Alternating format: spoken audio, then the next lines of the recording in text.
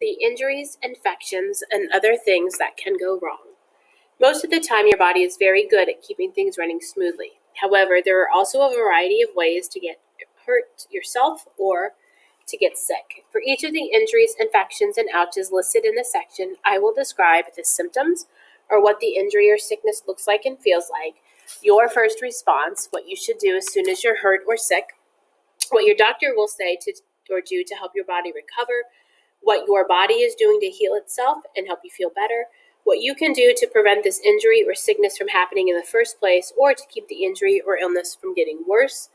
And then there's a note here, the oUCH pain scale that we looked at yesterday for each injury in this section provides only a general idea of the pain associated with what the oUCH may be. Your experience may be more or less painful. And then we have this little photograph of a doctor in a sidebar that talks a little bit about the oath that all doctors take that say that they will help anybody who's sick, that they will do no harm, and that they will teach others. So let's take a look at some of these injuries. So we're going to skip ahead here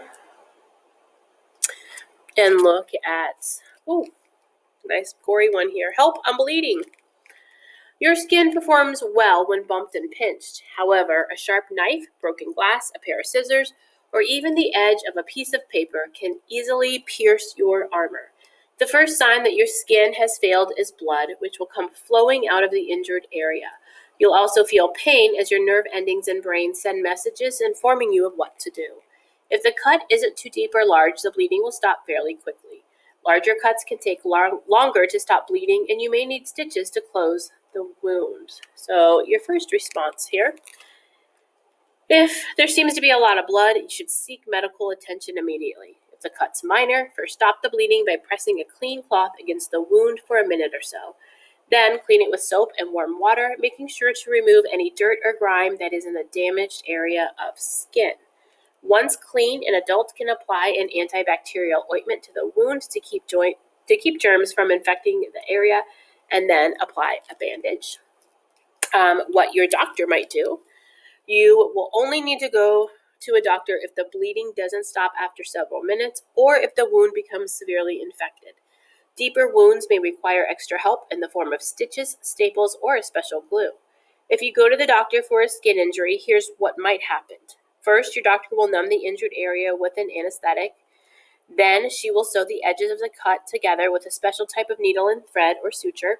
This is called suturing the wound. Depending on the type of stitches, they will either dissolve on their own after a few weeks, or you'll have to return to the doctor to have them removed once the wound has healed. Your doctor may use glue called dermal adhesive instead of stitches. This holds the side of the injury together and dissolves once the wound is healed. What your body does. As sharp objects pierce the skin, blood vessels are cut and you bleed. This is a signal for your blood to spring into action. The platelets in your blood stick to the edge of the wound and one another while they pile up in a clump to stop the bleeding. The blood at the surface turns into a sort of jelly and then dries into a scab. This is called coagulation. Meanwhile, the white blood cells are fighting off any germs that may have entered through the cut. Damaged blood cells begin repairing themselves, and skin cells grow under the scab. In a week or two, depending on how deep the cut was, all that will be left is a scar, which is the new skin that bridged the two sides of the cut together. Some scars fade away after a while. Others will stick around forever. And then here is another little photograph with the sidebar. So there's 3 types of skin injuries. There's a cut, and a cut is just a slice in the skin.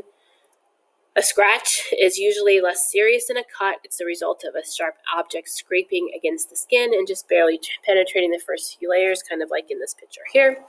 And then the most serious kind, an abrasion, is where a raw area of the skin that occurs when multiple layers of the skin are rubbed away, and it's the result of a fall. So a skin knee is an example of an abrasion. All right, so here's what you can do to prevent cuts. The best thing that you can do is to treat sharp objects with care and to wear the proper gear when playing sports. When your skin is injured, acting quickly helps prevent excessive blood loss and decreases your risk of getting an infection. And so here's their pain scale. And I guess it kind of depends on what kind of how deep your cut is from the mildly discomfort to screaming and crying here. And then, as you can see, this is the progression of this guy's cut healing. And then their piece of advice, don't pick it. The hard, crusty layer that forms over your cut is called a scab. Some people find it hard to keep from picking at their scabs, but doing so makes the healing take longer. Pulling up the scab can open the wound again, and then your blood and skin cells have to start all over. This can also lead to permanent scarring. And then, ick, my cut is infected. Most cuts and scratches are no big deal. However, sometimes there are too many germs for your white blood cells to handle, and your wound could get infected.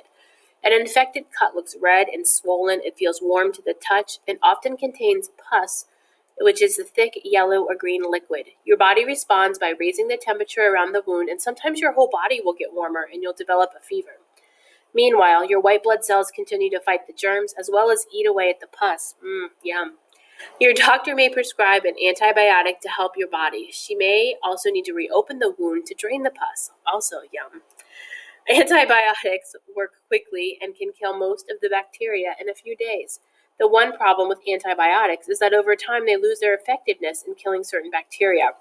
That's because bacteria can change or mutate and become immune to the drug. Then stronger antibiotics are needed. And then, look at this ferocious dog here. I've been bitten by a kitten. If an animal bites or scratches you and breaks your skin, not only will it hurt, but the animal's germs can get into your body. If this happens, your doctor may prescribe an antibiotic to prevent infection and kill off the bacteria. If you've been bitten or scratched by a wild animal, your doctor might also be worried about a viral infection called rabies. If the wound needs help closing, your doctor will also give you stitches. And then here's a little sidebar of information. There are nearly 5 million reported dog bites in the United States every single year. So that's all about cuts. Let's see what else we have. There's allergies. Oh, puke. Something in your ear. Sore throats. This is a fever. Phooey, I've got the flu. Yuck, the whites of my eyes are pink. Sprain.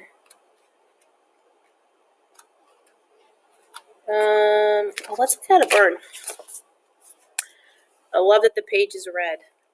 Ow, I burned myself. There are lots of ways to get burned. Some of them include picking up a hot saucepan without an oven mitt, touching a hot curling iron, touching an exposed electrical wire, taking a too hot shower, and spending too much time in the sun.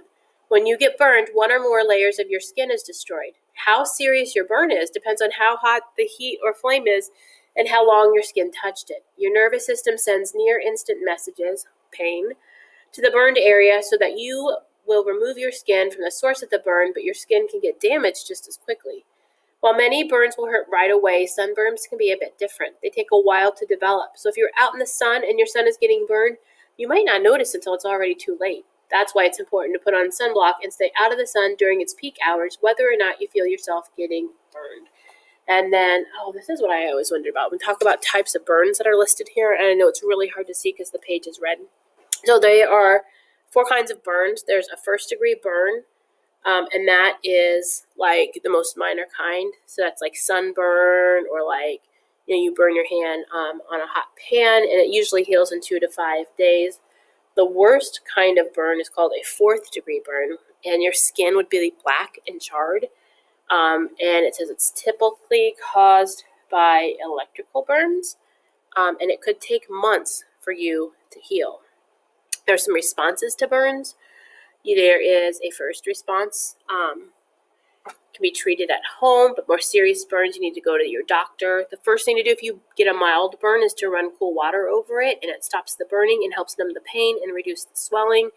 It says do not use ice, which can restrict blood flow to the injured area. You can cover the burn with a cold, wet towel. Don't use butter, oil, or sprays on the burn. After you've spent the amount of time cooling the burn, cover it with a loose bandage or clean cloth. Here's how your doctor might treat it. Your doctor will clean the wound of the dead skin and dirt, maybe give you an antibiotic cream. If the burn won't heal on its own, you might need, I think this is kind of cool, a skin graft where they take a healthy piece of skin from your own body and they sew it over the burned area. to help it heal. Your body, when you get burned, your body tries to repair itself. It might form a blister that will protect like a protective cover over the area underneath, and then your blood gets to work healing it. So lots of cool things about your body.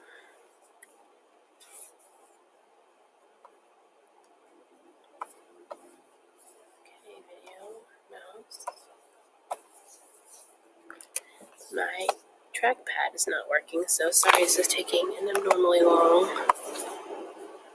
time.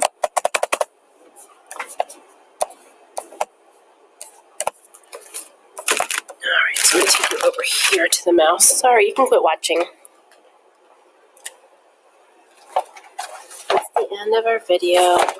Only I can get the recording.